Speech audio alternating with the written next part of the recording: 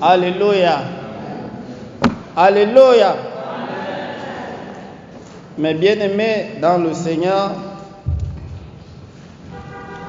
nous allons voir la parole de Dieu ce soir dans le livre de Luc chapitre 22, du verset 47 au verset 53. Ce que je regrette un peu ce soir, c'est les absences, les retardateurs. Mais à cela ne tienne, nous allons voir ce que Dieu nous donnera grâce de voir ce soir. Et nous avons pour thème le cœur de Jésus-Christ face aux adversaires. L'état du cœur de Jésus-Christ face aux adversaires. Comment le cœur de Jésus se présente-t-il face à ceux qui se font ses adversaires, à ceux qui se font ses ennemis? Tout d'avance, soyez mes imitateurs comme je le suis moi-même de Christ. C'est l'apôtre Paul qui nous dit cela, que nous devons être ses Soyez 1 Corinthiens 11. Oui. Soyez mes imitateurs comme je le suis moi-même de Christ. Oui. Soyez mes imitateurs comme je le suis moi-même de Christ. Il imite Christ en quoi? Dans l'état d'esprit, dans l'état d'âme. Il imite Christ dans l'état d'esprit, dans l'état d'âme. Le corps n'est que l'exécutant. De la même manière que Christ agit face à ceux qui se font à tort ses adversaires, de la même manière aussi que l'apôtre Paul agissait parce qu'il imite Christ. Et la Bible nous dit que nous devons aussi imiter Christ.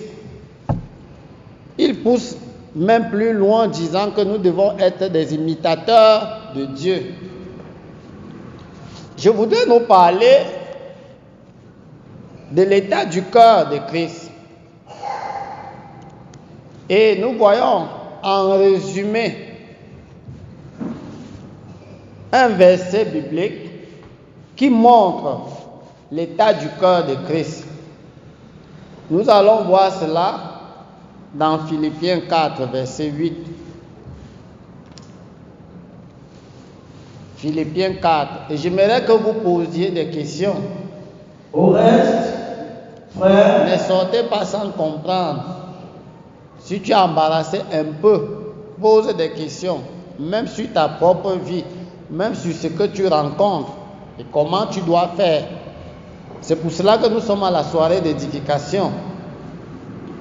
Mais bien aimés, nous sommes environnés d'une multitude d'hommes, de toutes classes. Et au milieu de ce monde, il y a ce que j'appelle souvent les épines. Nous vivons au milieu des épines. Et ce que j'appelle épines, c'est le monde des ténèbres, des esprits méchants, des millions et des millions et des milliards de démons qui travaillent au travers des hommes contre les enfants de Dieu, contre tout ce qui est de Dieu. Un enfant de Dieu doit être conscient de cela. Tu dois t'attendre que partout où tu te trouves, même si c'est dans l'église, un petit diable doit sortir quelque part pour t'attaquer, pour te provoquer, pour t'amener à être hors de toi-même et à pécher contre Dieu. Et chacun de nous doit faire très attention. Même quand on reproche un frère et il ne veut pas reconnaître, l'effet de ne pas reconnaître le reproche te met en tentation. Si bien que si tu ne sais pas comment agir comme Jésus, tu vas te retrouver en train de pécher contre Dieu parce que tu as reproché le frère, il n'a pas reconnu. Pourtant, vous vivez dans la même maison, vous vivez dans la même chambre. Il faut donc savoir comment faire. Et comment faire? Il faut avoir le cœur de Jésus. Il arrive des fois que tu pries avec ton frère. Il ne dit pas amen à ta prière. Il faut avoir le cœur de Jésus pour savoir comment faire. Et d'une manière ou d'une autre, chacun doit savoir comment se disposer comme Christ face à tout adversaire ou toute personne qui se fait adversaire devant toi. Mes bien-aimés, distinguons la personne du diable et la personne des hommes.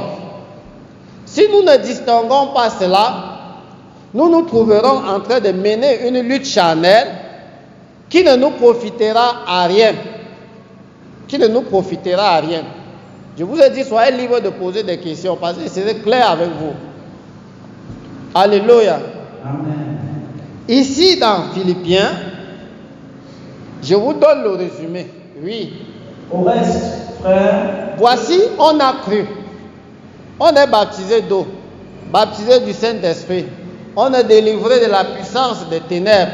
On n'est plus redevable au monde parce que Christ a payé notre dette. Et nous persévérons maintenant pour le paradis.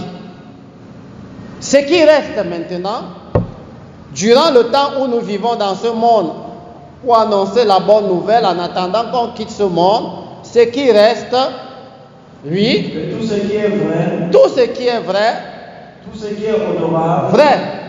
Le contraire de vrai, nous connaissons, c'est faux, non? Voilà, tout ce qui est vrai, tout ce qui est honorable, tout ce qui est sujet d'honneur. Honneur, pas selon le monde, honneur selon Dieu. Tout ce que Dieu voit que c'est honorable, c'est cela qu'il faut. tout ce qui est juste, Tout ce qui est juste, de la justice non des hommes, mais de la justice de Dieu.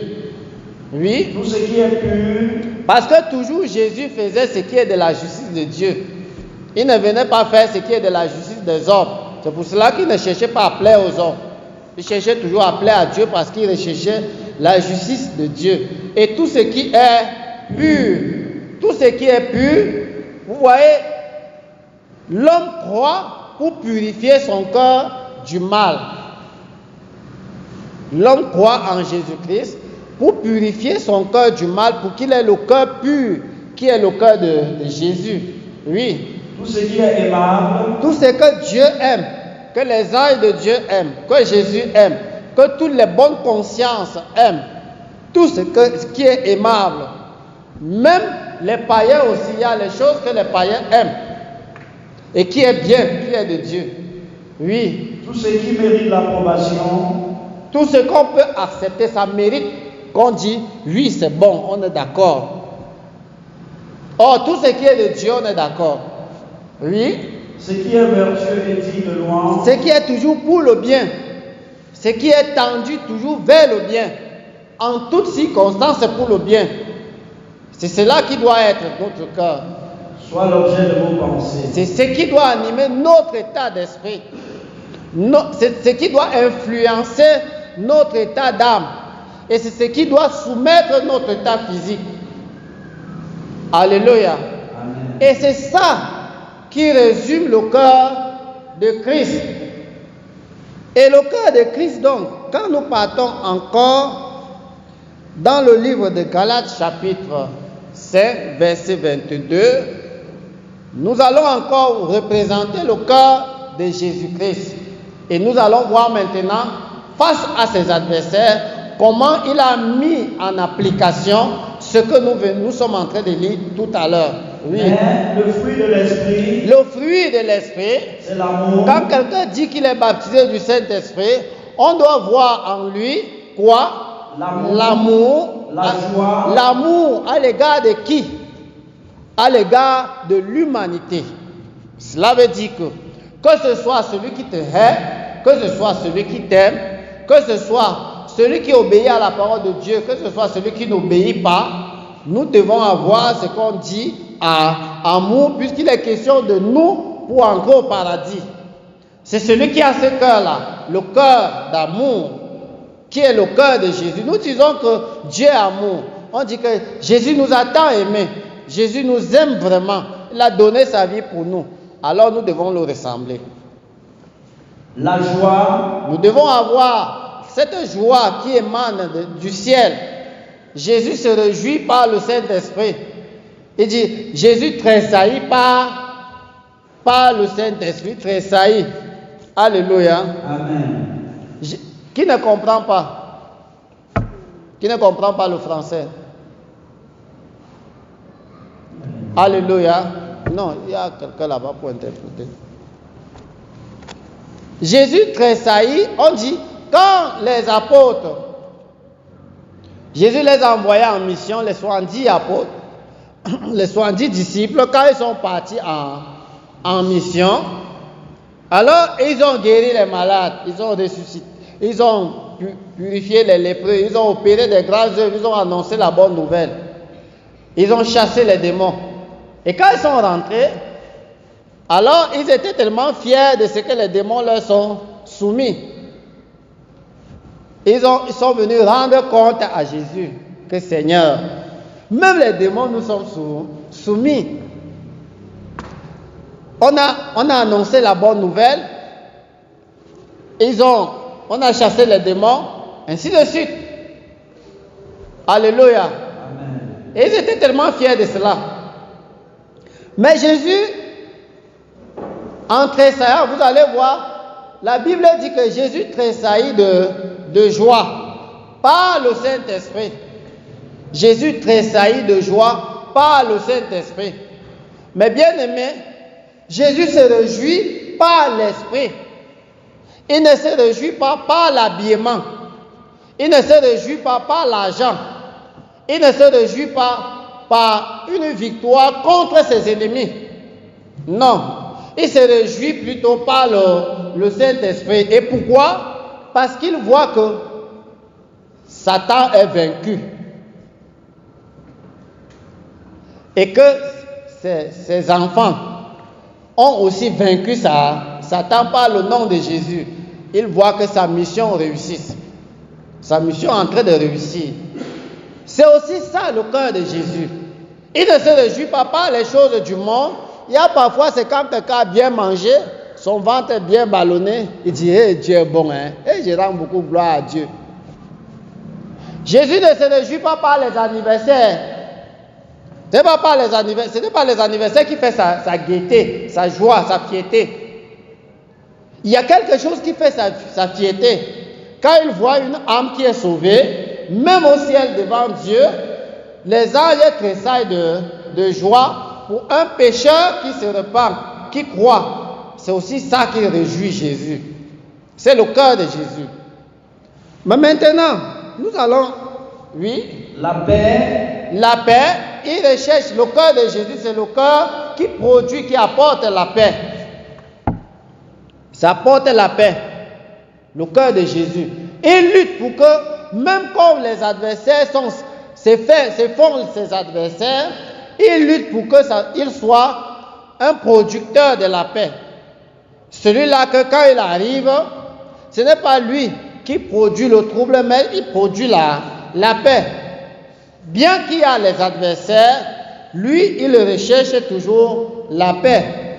Parce qu'il a le cœur de paix. La patience. C'est le cœur de Jésus. Jésus a le cœur patient.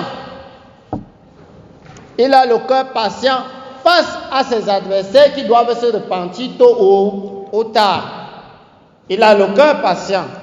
Et c'est ce que nous devons avoir. Nous allons voir tout ceci sur le plan pratique de Jésus. Là où il pratique cela. Il a donc le cœur patient. La bonté. Et si nous disons que nous sommes baptisés du Saint-Esprit, il faut que nous consultons le Saint-Esprit pour agir. Pas que nous consultons la chair et le sang pour agir. Ou nous consultons nous faisons appel à notre raisonnement comme Ève dans le jardin d'Éden pour agir. Toutes les fois que nous faisons appel à notre raisonnement, nous consultons les désirs de la chair pour agir, nous échouons face à l'obéissance à la parole de Dieu. Et nous sommes redevables devant Dieu, c'est-à-dire nous devenons coupables devant Dieu. Et avons besoin de la repentance. Pourquoi? Parce qu'on n'a pas été imitateur de Christ.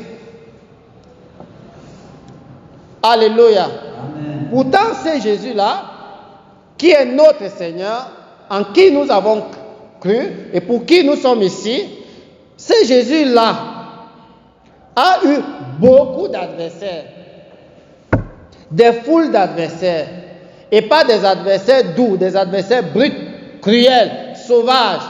Et vous pouvez l'imaginer de la manière dont on l'a crucifié, de la manière dont on l'a traité avant de le crucifier. Vous pouvez voir quelle violence ses adversaires possédaient. Mais il avait un cœur de Jésus lui-même. Le cœur de fils de Dieu. Le cœur d'enfant de Dieu, l'enfant du royaume. Il y avait de quoi que Dieu l'aime. Il y avait de quoi que Dieu lui donne tout pouvoir dans les cieux et sur la terre. Il y avait de quoi qu'il vient s'asseoir sur le trône avec Dieu. Et il dit que si nous aussi nous agissons ainsi, nous revêtons son cœur, nous l'imitons, nous nous confions au Saint-Esprit pour vivre, c'est une évidence que nous nous asseyons aussi avec Jésus sur son trône, comme il s'est assis avec son Père sur son trône. Alléluia. Amen. C'est à cela que nous entrerons au ciel.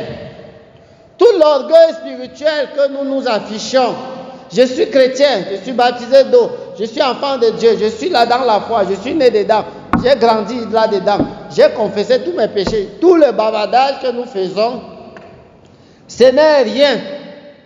C'est quand nous nous retrouvons face aux adversaires que nous saurons qui est qui obéit à Dieu, qui n'obéit pas à Dieu. Donc, laissons nos illusions que nous nous donnons alors que nos cœurs ne sont pas encore circoncis par la parole de Dieu pour être image du cœur de Christ. Tant que nous n'avons pas encore laissé la parole de Dieu gagner nos cœurs pour que ça devienne comme le cœur de Christ, nous échouerons devant tous les adversaires. Et qu'attendons-nous de Jésus? Même les païens aussi échouent devant les adversaires. C'est pour ça qu'on les appelle païens. Alors, en échouant devant les adversaires, nous nous identifions aux païens. Œil pour œil, dent pour dent. Il te ment, tu le mens aussi. Il te garde rancune, tu lui gardes aussi rancune. Parce que nous sommes les païens. On n'a pas cru pour être encore des païens. Si quelqu'un est en Christ, il est une nouvelle créature. Ça veut donc dire que si nous disons que nous sommes en Christ et que nous devons être l'image de Christ dans l'état du cœur de Christ, alors si nous sommes des nouvelles créatures, que nous agissons encore comme des païens, ça veut dire que nous ne sommes pas différents de Judas Iscariote. Dans le corps de Christ, nous ne sommes pas différents. Ou tout simplement, nous sommes encore les disciples de Jésus qui ont encore besoin de la conversion comme Pierre, comme Jean et Jacques, qui étaient bruts, qui étaient violents, comme Pierre. Nous allons voir ça tout à l'heure. Alléluia. Amen. Il est convenable donc, mes bien-aimés, face à cette exhortation, que chacun de nous puisse se regarder. Il ne suffit pas seulement de parler en langue. Il ne suffit pas de parler en d'autres langues. Je vous ai parlé ici de l'église de Corinthe, dont on vous a parlé dimanche, qui avait le Saint-Esprit et qui avait les 9 dons. Mais ils étaient charnels, c'est-à-dire comme des païens dehors. Et on déplorait au milieu de ses frères qu'ils avaient des comportements que même parfois on ne trouve pas dans certains milieux païens. Voyez-vous, quelle trahison!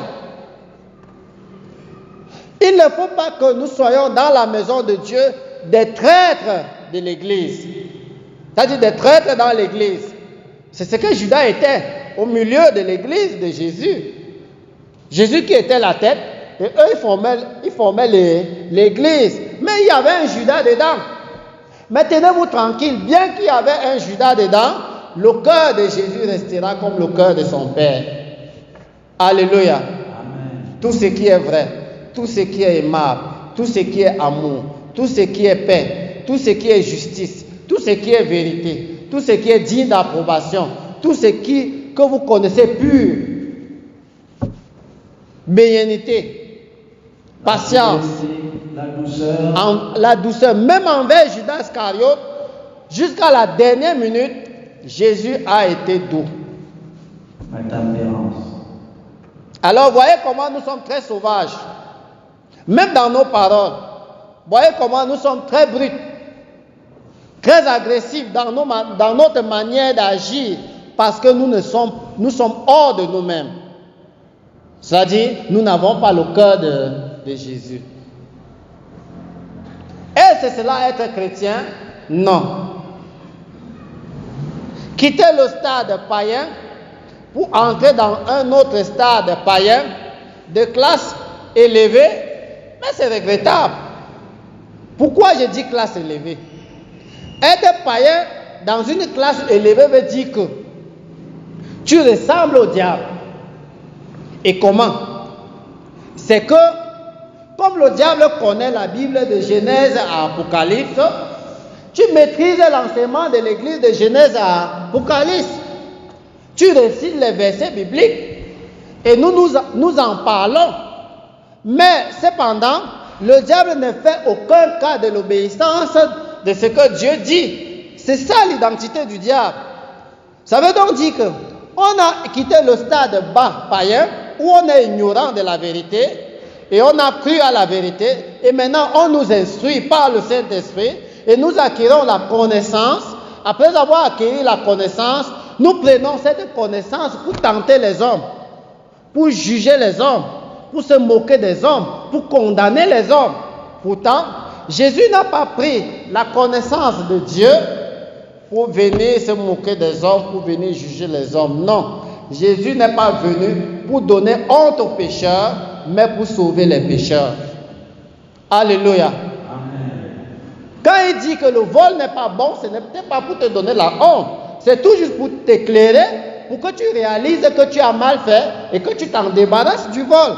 Voilà l'évangile. Et c'est ce que nous devons faire à l'égard de nos frères, les uns les autres, même à l'égard des païens. Mais si nous nous constituons des mauvais gens comme Judas Iscariote dans l'église, c'est ça que nous avons perdu la foi. Voyez-vous, et ce serait regrettable. À moins que nous essayions de nous efforcer comme les autres disciples se sont efforcés pour leur conversion afin d'atteindre la perfection. Là, ça serait profitable. Et je pense que c'est pour cela que nous sommes là. Alléluia. Amen. Courir à la perfection. Ça veut donc dire que si nous devons courir à la perfection, alors dans ces cas, soyons conscients, comme l'apôtre Paul, que je ne crois pas encore arriver. Mais je fais une chose, oubliant ce qui est en arrière, portant le regard sur ce qui est en avant, je cours vers le but pour remporter le prix de la vocation céleste de Dieu en Jésus-Christ. Il dit, je ne crois pas encore arriver, mais je cours, je travaille encore, je combats encore. Au moins, celui qui était suffisamment humble pour le connaître que je suis encore au départ. Et quand on a le départ, on ne se tient pas à l'égard de ses semblables en juge.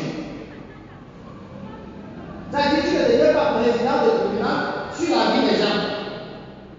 Tu deviens compatissant parce que tu es prêt à la compassion aussi de Dieu. Tu es prêt à pardonner parce que tu es prêt au pardon de Dieu. Tu travailles pour ta conversion et aussi c'est là que tu attends avec patience la conversion des autres. Tu espères que Dieu dans son amour te supporte et attends vraiment que tu te le mets à jour. Et aussi tu dois le faire à l'égard des autres. Tu ne deviendras pas agressif, méchant, cruel envers tes semblables. Quand même ça serait devant Judas Iscariote. Celui qui se refuse de se convertir. Tu diras, il faut que j'imite Jésus. Alléluia. Amen. Voyez-vous l'échec spirituel qui incarne la génération chrétienne de nos jours, à tous les niveaux.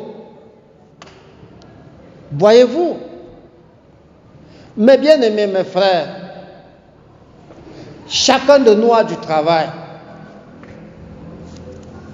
Au lieu de se comporter en juge à l'égard de tes frères, non, comporte-toi en miséricordieux à l'égard de tes frères.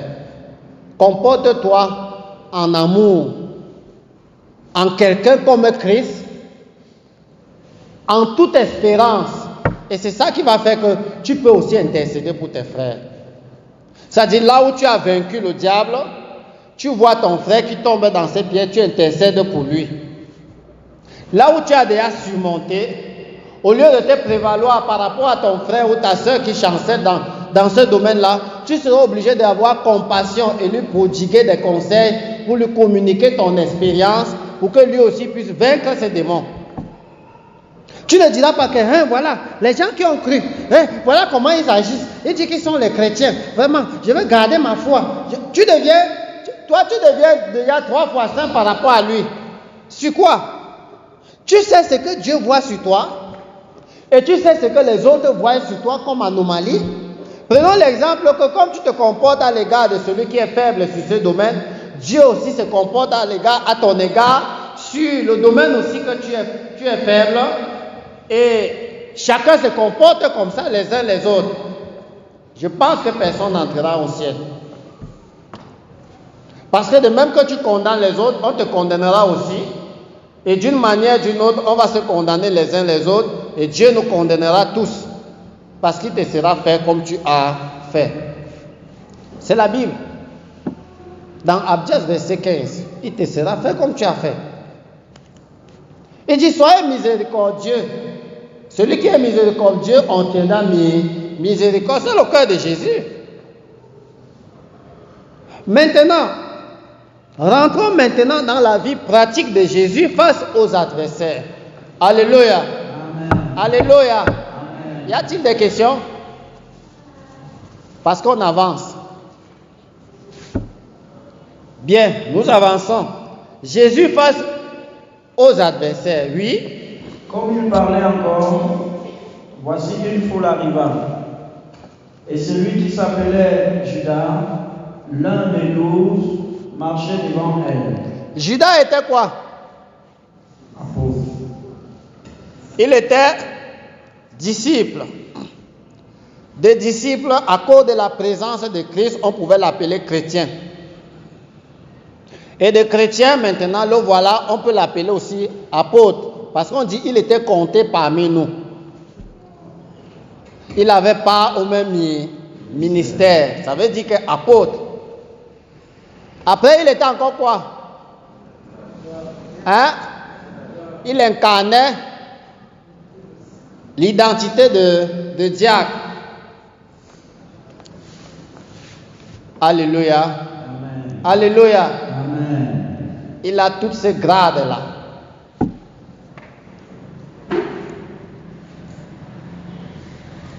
Il a tous ces grades-là.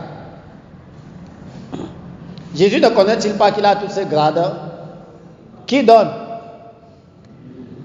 C'est lui, Jésus, non? Si. Très bien.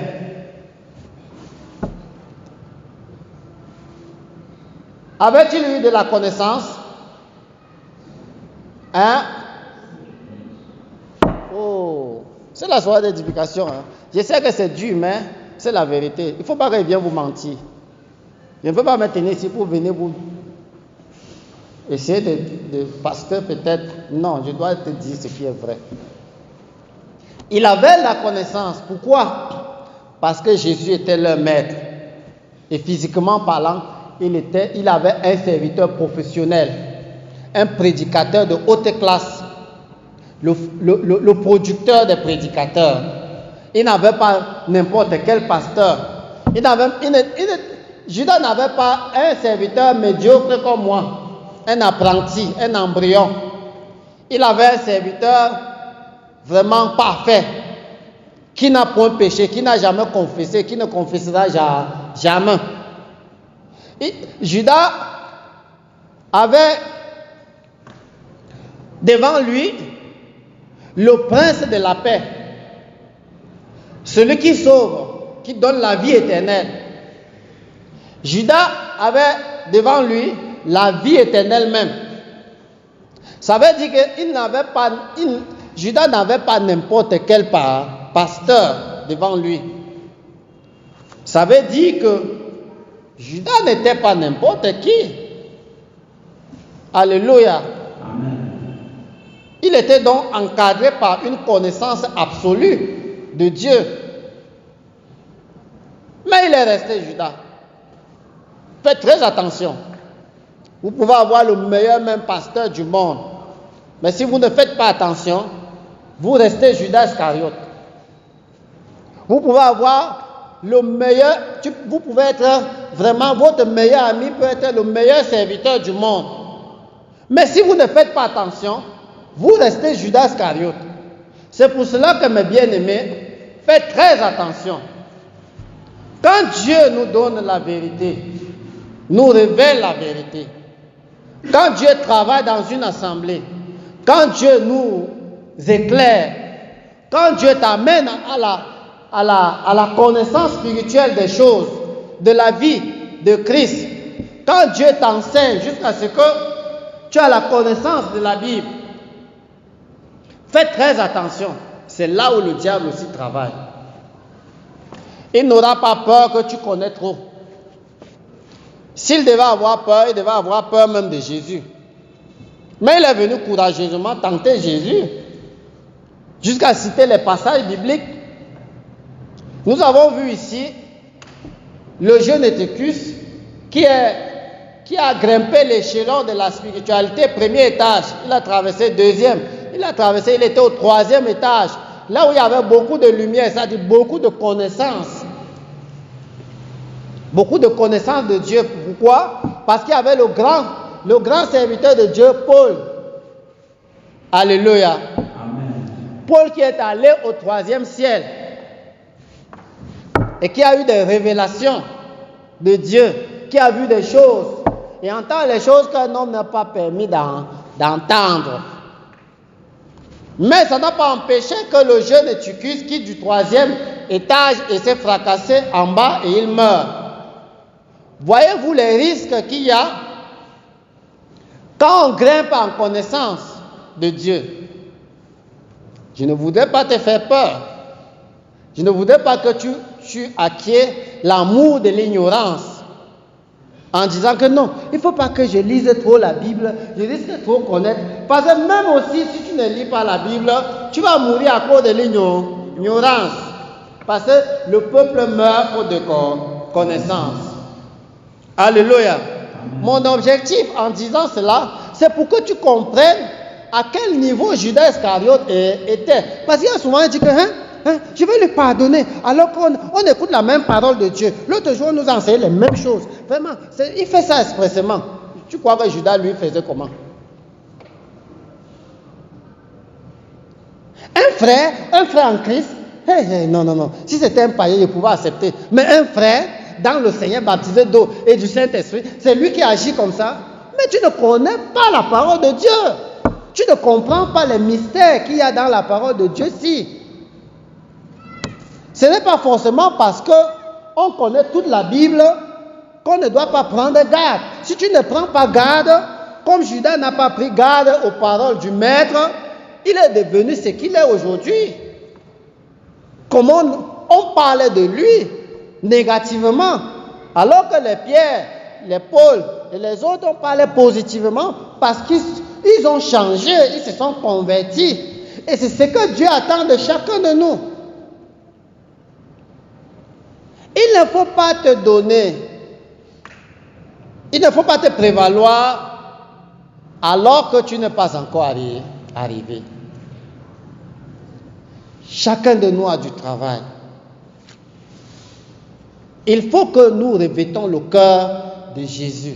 Si nous avons le cœur de Jésus, c'est fini les divisions, c'est fini les querelles, c'est fini la lutte, c'est fini les rancunes, c'est fini les haines, c'est fini tous les bagarres que nous remarquons aujourd'hui dans le monde, au milieu du monde chrétien de ces temps. Tu ne regarderas plus ton frère et ta soeur comme le diable. Ce n'est pas ton problème. Ton problème est que tu aimes ton frère, tu aimes ta soeur, comme Jésus. Alléluia. Amen. Oui. Il s'approcha de Jésus. Oui. Et Jésus lui dit, Judas, c'est par un baiser que tu livres le Fils de l'homme. Écoutez. Alléluia. Amen. Alléluia. Amen. Je pense que tu as le droit de confesser. Parce que chacun de nous doit s'examiner s'il a eu le cœur de Jésus. Alors si tu as eu le cœur de Jésus, durant tes 1 semaine de travail, de persévérance, durant tes 1 an de persévérance, tes 2 ans, tes 10 ans de persévérance, de 30 ans, de 25 ans de persévérance, de 15 ans de persévérance, ou même de 2 jours de persévérance, je pense que tu seras en train de faire ce que Jésus a fait avec Dieu. Et si tel n'est pas le cas, chacun a le droit de quitter son trône d'orgueil pour descendre et dire, Seigneur, je suis un pécheur. J'ai besoin de ton pardon. Parce que mon cœur, face à mes adversaires, comme ça n'a pas ressemblé à ton cœur. C'est une évidence. Parce que si tu n'as pas image, si nous n'avons pas le cœur image de Jésus, du cœur de Jésus, qu'en sera-t-il? C'est très dangereux. Oui. Ceux qui étaient avec Jésus. Et il dit, par un baiser que tu livres le Fils de l'homme. C'est par un baiser que tu livres le Fils de l'homme. Jésus connaissait que Judas va le livrer. Hein?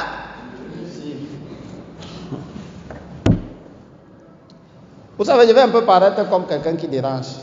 Et c'est celui-là qui nous dérange que je veux lui déranger. Parce que la vérité doit le déranger. Le diable qui nous dérange et qui se cache dans nos cœurs, là, c'est lui que la vérité doit déranger. Et c'est lui que la vérité doit chasser au nom de Jésus. Amen. Alléluia. Amen. Jésus avait la connaissance que c'est Judas qui va le livrer. Maintenant, ayant donc la connaissance que Judas va le livrer, allons dans Matthieu 26. Matthieu 26, verset 40, peut-être 23 à 25. Matthieu 26, 23 à 25.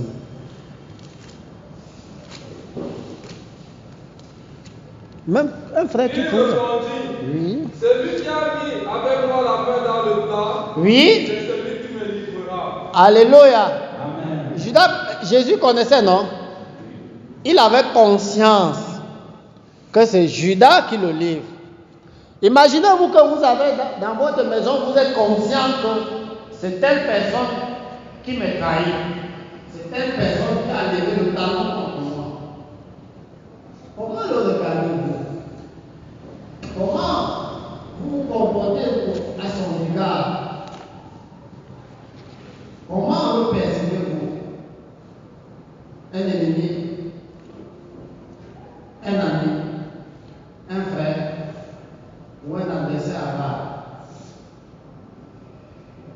Et vous savez, tout ce que la dignité que vous l'avez donnée, l'honneur que vous l'avez fait, les nobles services que vous l'avez donnés, et toutes les délivrances que vous l'avez apportées, tout le bienfait, l'arsenal de bienfaits que vous m'avez vraiment donné.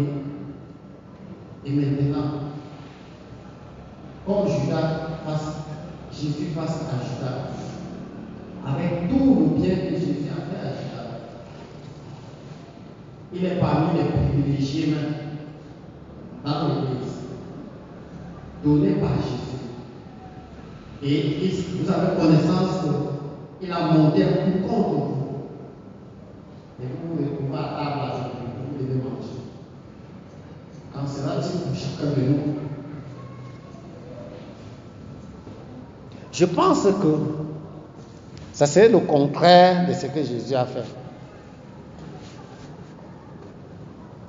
Je pense que nous serons plus sanctifiés que Jésus. C'est ce que nous donnons comme impression face à nos frères, à nos sœurs, à nos mamans, à nos papas qui ont des faiblesses, des défaillances. C'est ça ce que nous donnons comme impression face à ceux qui se font à tort, nos adversaires. Oh, je ne peux pas, il ne touche pas mon plat. Mais tu n'es pas saint comme Jésus. Même Jésus qui était saint, qui n'avait jamais péché, il n'a pas... Judas est là à côté. Il envoie la main dans le plat. Au lieu d'envoyer dans le plat de Pierre, de Jean, de Jacques, de Barthélemy, de Philippe, il envoie plutôt dans le plat. Relis encore. Il dit que quoi? Celui qui a mis avec moi la main dans le plat. Il met la main avec moi. Donc au même temps, avec Jésus, il met la main avec Jésus dans le plat. Oui. C'est celui qui me livrera. Il dit c'est celui qui me livrera. Et il va m'empoisonner. Mauvaise vie. Mauvais, c'est vrai. Il mène une mauvaise vie, c'est vrai. Bon, Jésus aussi. Jésus est là, le Sauveur. Alléluia. Amen. Pourquoi je veux percer, je veux creuser jusque-là? Parce que, alléluia, amen. Il ne faut pas que quelqu'un parte en enfer et que tu l'as aidé à partir en enfer. Par ta façon de réagir, par ta façon de se comporter à son égard. Une seule issue de haine que tu peux afficher à son égard l'aide à se justifier qu'il m'avait haï. C'est pour cela que j'ai chancelé. Il avait bousculé maman. C'est pour ça que je me suis levé, je suis sorti. Et puis, que quelqu'un sur ton dos avant d'aller à l'enfer. Et c'est aussi là l'amour. Il faut l'aimer jusqu'au bout. Il faut utiliser la douceur jusqu'au bout. Il faut utiliser la patience jusqu'au terme. Jusqu'à ce qu'en quittant ce monde, que tu dis Seigneur, mes mains sont pures, j'ai fait tout ce que je pouvais faire. Qu'est-ce qu'il y avait encore à faire que je n'ai pas fait comme Jésus? Mais cela nous échappe beaucoup. Et vous savez pourquoi ça nous échappe beaucoup? Parce que nous sommes trop costauds. Nous sommes trop rembourrés par la chair. Nous sommes trop remplis par l'orgueil. Nous cajolons, nous embellissons notre moi et nous sommes trop remplis de vengeance. Et tous ces démons se trouvent cachés dans nos cœurs. Que ce n'est que devant les adversaires que parfois cela se révèle. Pourtant, on nous a prêché contre ces démons pour que nous nous en débarrassons à temps avant que l'épreuve arrive. Or, nous voici éprouvés du plus petit au plus grand. Et c'est maintenant que chacun doit faire attention. Que tu aies la connaissance avancée de Dieu ou pas, peu importe, quand nous devons être éprouvés, nous devons être éprouvés. Et chacun doit rentrer dans la Bible pour mettre en application ce qu'il a appris depuis longtemps. Si tu avais appris le pardon, tu dois le faire. Même quand tu n'es pas content, tu dois le faire. Si tu avais appris la miséricorde, tu dois le faire. Si tu avais appris la patience, tu dois l'appliquer. Et c'est ça notre problème. Et c'est là où beaucoup vont échouer. Mais je ne te prêche pas ce soir pour que nous échouons. Alléluia. Amen. Je prêche pour que Dieu, par la vérité, circoncis nos cœurs. Oui, Je vais vous laisser, vous allez poser vos questions. Oui? dans le texte. Vas-y jusqu'à 25. Tu es déjà arrivé là. C'est celui qui me livrera, dans Matthieu. Oui, Matthieu. Le Fils de l'homme s'en va. En fait, vous pouvez lire après. Va dans le texte. Ceux qui étaient avec Jésus, Oui. voyant ce qui allait arriver, Oui. dirent, Seigneur, Seigneur.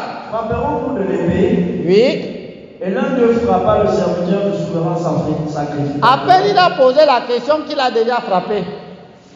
Et lui emporta l'oreille droite. Ce n'est pas plusieurs de nos comportements aujourd'hui. Alléluia.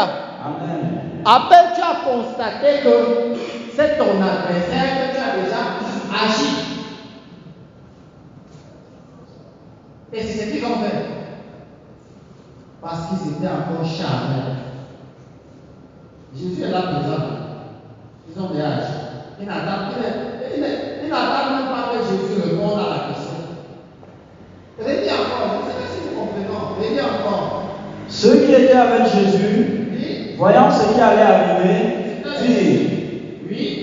Seigneur, Seigneur, frapperons-nous de l'épée? rappelons-nous de l'épée. Et l'un d'eux frappa le serviteur du souverain sacrificateur. Jésus avait déjà répondu qu'il a déjà sorti l'épée pour frapper. C'est ce que nous faisons, d'une manière ou d'une autre. Oh serviteur, vraiment, le frère là m'a fait comme ça, que tu as déjà haï. Tout ce que le serviteur va encore faire là, tu es déjà dans la haine, tu es déjà dans la rancune, tu es déjà dans la méchanceté à l'égard de ton adversaire, de celui qui s'est fait à tort ton adversaire. Voyez-vous ce que nous faisons? Nous ne sommes pas différents de ces disciples qui étaient inconvertis et que la route du ciel était déjà en train de se bloquer pour eux. Et tandis que Jésus est en train de traverser en vainqueur. Vous allez voir, Jésus va faire le contraire. Oui. Mais Jésus, prenant la parole, il prend la parole maintenant. Il répond après qu'on a déjà frappé. Oui. Laissez, arrêtez. Alléluia. Amen. Alléluia. Amen. Laissez arrêter. Je pense que c'est la même chose, le même ordre que Jésus nous donne ce soir. Laissez la lutte charnelle. Arrêtez de vous entretuer les uns les autres. Arrêtez de combattre humainement parlant vos adversaires. Arrêtez de vous entretuer. Parce que celui qui vient aujourd'hui te persécuter là, il peut se transformer demain. Il devient un grand évangéliste, un grand pasteur, une grande servante de Dieu. Parce qu'il s'est converti à cause de ta prière, à cause de ta compassion envers lui, qui t'a poussé à avoir miséricorde envers lui. Si nous voulons être chrétiens et passer par la route, la porte, le chemin resserré pour entrer au ciel, c'est par là. C'est par là. Ce n'est pas là où on fait œil pour œil, dent pour dent. Ce n'est pas par là-bas. C'est là où la route est resserrée. C'est là où c'est difficile à gérer. C'est là. Et toi-même, tu vas voir qu'au fur et à mesure, tu es obligé de te remettre à Dieu et dire, à Jésus, je m'abandonne. Ce qu'il me dit, je le crois.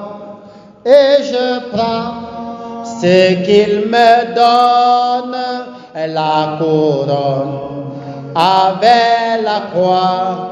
Maintenant, tu es obligé de te laisser entre les mains de Dieu comme un petit enfant. Quoi qu'il m'arrive, Jésus est mien. La joie ou la souffrance, Jésus est mien. Tu pleures même, mais tu pleures en enfant. Tu n'agis pas. Parce qu'un enfant n'agit pas. Il pleure. Il sait qu'il y a quelqu'un qui va agir pour lui. Qu'un du type, à moi la vengeance, à moi la rétribution. Et tu ne sollicites pas le malheur de ton adversaire. Parce qu'à la fin, qu'est-ce que Jésus va dire? Père, pardonne-leur, car ils ne savent pas ce qu'ils font. Voyez-vous, bien aimé, il y a beaucoup de choses à dire là-dessus. Je suis pleinement rempli de choses à dire là-dessus. Mais le temps manque. Et je prie Dieu que le peu que nous entendons, que nous comprenons. Alléluia. Amen. Oui, tu as fini? Non. Arrêté et ayant touché l'oreille de cet homme, Oui. il le guérit. Il le guérit à quel moment? Il le guérit à quel moment? Qui connaît? Qui comprend? Il le guérit à quel moment? Il guérit qui? Il guérit celui qui vient l'arrêter pour qu'on le tue. Et il attend pour longtemps avant de le guérir. Nos cœurs se descendent dans ce cœur-là. Je pense que si c'était nous, tu vas le refuser à manger, tu vas le refuser à boire, tu vas le chercher de la maison, tu vas couper même pas seulement un seul oreille, l'autre c'est à couper un seul oreille. Toi tu vas couper tous les deux oreilles de lui. Jusqu'à ce que tu mérites ce que tu as cherché. Ce n'est pas ça le chemin de la vie éternelle.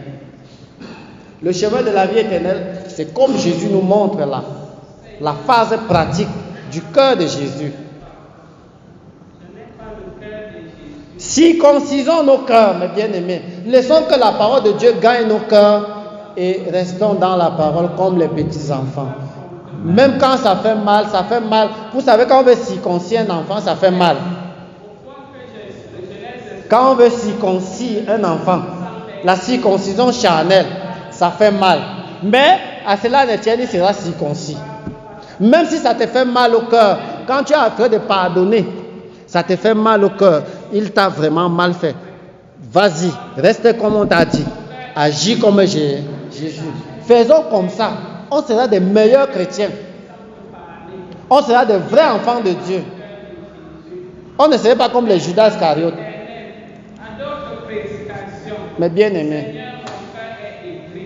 travaillons nos cœurs.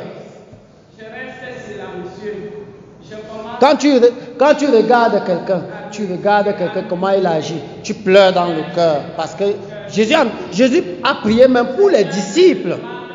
Parce qu'il savait que leur cœur n'est pas encore au top niveau comme son cœur. C'est pour ça qu'il dit à Pierre, Satan vous a réclamé pour vous cribler comme du froment. Mais prenez courage. J'ai prié pour vous. Je suis misérable. Examinons-nous, mes frères. Je suis l'Éternel méchant. Ça fait mal. C'est bien, c'est pour la circoncision. Seigneur, je te demande. Ça fait mal, c'est vrai. Il t'a mis le doigt aux yeux. Ça fait mal. Que tu quittes là, tu ne réagis pas. Ça te choque. Oui, il faut que ça te choque parce qu'il faut que le démon la quitte. Ça te donne la honte. Oui. Il faut que ça te donne la honte parce que tu dois mourir pour vivre. Si nous n'accédons pas à ce stade de la vie spirituelle, qui est l'image du cœur de Jésus, je vous dis en toute vérité, il n'y a pas quelqu'un qui va entrer au ciel s'il n'est pas converti de la sorte. Et c'est ce que les apôtres à la fin, excepté Judas, c'est ce que les apôtres sont devenus. Ils avaient revêtu l'image du cœur de Jésus. On a cloué les autres, on a crucifié les autres, on a pendu les autres, on a bouilli les autres dans l'huile chaude, on a fait tout. Mais ils sont restés comme des petits enfants parce qu'ils se remettaient à Dieu. Que le Seigneur nous bénisse et nous sanctifie par cette parole. Au nom de Christ notre Sauveur. Amen. Amen.